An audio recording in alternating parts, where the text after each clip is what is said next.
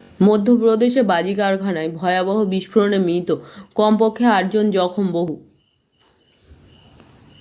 ভয়াবহ বিস্ফোরণ মধ্যপ্রদেশের হারদার একটি বাজি কারখানায়। বিস্ফোরণের জোরে এখনও পর্যন্ত মৃত্যু হয়েছে কমপক্ষে 8 জনের, গুরুতর জখম কমপক্ষে আরও 60 জন।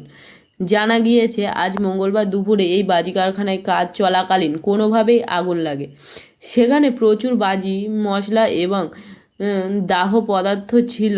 সেই আগুন দ্রুত ছড়িয়ে পড়ে এবং বিস্ফোরণ হয়। বিস্ফোরণের তীব্রতা এত ছিল যে গোটা এলাকায় কম্পন অনুভূত হয় বলে জানান স্থায়ীরা। অগ্নিকাণ্ডে খবর পেয়েছে ঘটনাস্থলে পৌঁছায় পুলিশ ও দমকল। সেখান থেকেই গুরুতর জখমদের উদ্ধার করে ভর্তি করা হয় স্থানীয় হাসপাতালে। তবে মৃতের সংখ্যা আরও বাড়তে পারে বলে আশঙ্কা করা হয়েছে। এখন এই কারখানায় আরও 150 জন শ্রমিক আটকে রয়েছে বলে অনুমান। শুরু হয়েছে উদ্ধার কাজ।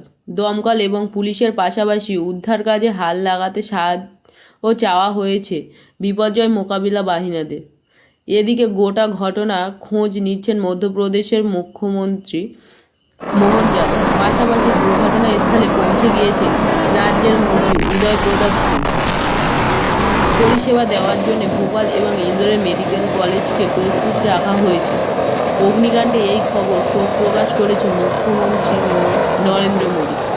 বিস্ফোরণে মৃত শ্রমিকদের পরিবারের সদস্যদের 2 লাখ টাকা করে এবং জখমদের মাথাপিছু 50,000 টাকা করে প্রধানমন্ত্রী তহবিল থেকে আর্থিক সাহায্য করা হবে বলে জানিয়েছেন মোদী।